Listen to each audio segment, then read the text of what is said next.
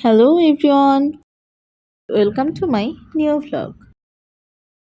আজকে আমরা চলে গিয়েছিলাম মোহাম্মদপুরের একটি ফটোজেনিক রেস্টুরেন্টে যার নাম হচ্ছে ওরো রোস্টার।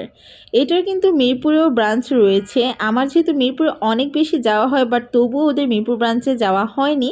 তো এখন যেহেতু মোহাম্মদপুর সাইডে থাকি তাই বাসার কাছে এটাই মনে হয়েছিল, তাই এখানেই চলে গিয়েছিলাম প্ল্যান করে।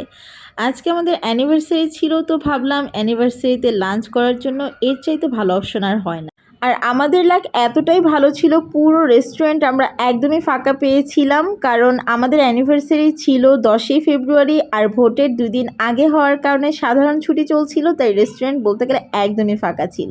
প্রতিটা কর্নারে ঘুরে ঘুরে দেখছিলাম আর ফাঁকা হওয়ার কারণে খুব ইজিলি প্রতিটা কর্নারে সুন্দর সুন্দর পিকচার ক্লিক করতে পারছিলাম। এক একটা কর্নার এক এক রকমভাবে ডেকোরেট করেছিল আর প্রতিটা কর্নারই ছিল একদম পিকচার পারফেক্ট, পিকচার ফ্রেন্ডলি একটা প্লেস বলতে গেলে। আমার কাছে এত ভালো লেগেছে আর বিশেষ করে ফাঁকা পাওয়ার কারণে আরও বেশি ভালো লেগেছে।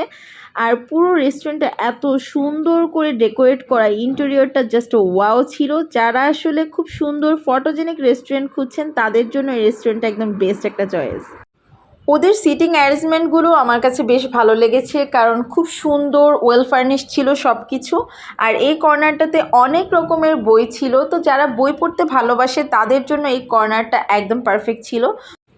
দেন ঘোরাঘুরি, পিকচার ক্লিপ, ভিডিও ক্লিপস নেওয়ার পরে মনে হলো যে এবার খাবার অর্ডার দেওয়া যাক। আর আগে থেকেই আমি বাসায় বসে ভেবে রেখেছিলাম কী কী খাবার অর্ডার করব, কারণ কোনো জায়গায় যাওয়া হলে আমি আগে থেকে সব কিছু রিসার্চ করে ভালোভাবে দেখে দেন যাই।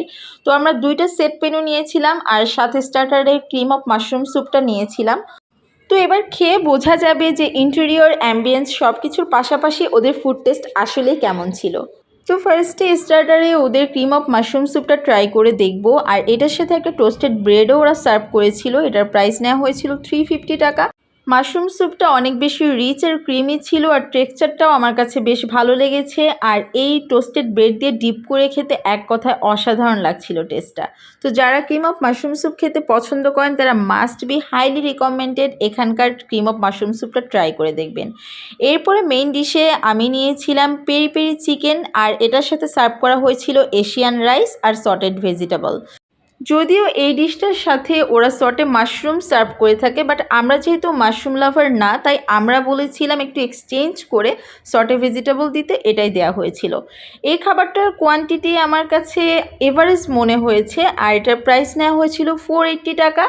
চিকেনটা অনেক বেশি সফট আর জুসি ছিল আর পেরি পেরি সস দিয়ে মেক করার কারণে টেস্টটা ওভারঅল সব কিছু মিলিয়ে দারুণ ছিল।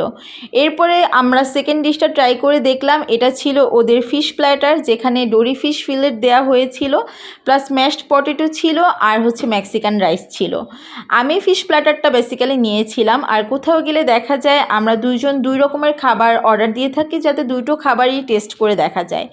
তো ডোরি ফিশের এই ফিলেটটা আমার কাছে এতটা দারুণ লেগেছিল, কারণ ফিশটা একদমই ফ্রেশ ছিল। ফিশের উপরে ক্রিমি টাইপের যে গ্রেভি দিয়ে সার্ভ করেছিল ওটার কারণে টেস্টটা দ্বিগুণ হয়ে গিয়েছিল। মোহাম্মদপুরের মধ্যে যারা ফটোজেনিক প্লাস গুড অ্যাম্বিয়েন্সের সুন্দর রেস্টুরেন্ট খুঁজছেন, পাশাপাশি ফুড টেস্টও ভালো চাচ্ছেন, তারা মাস্ট বি এই প্লেসটা ভিজিট করবেন। So let's have the video, see you in the next vlog, enjoy and take care.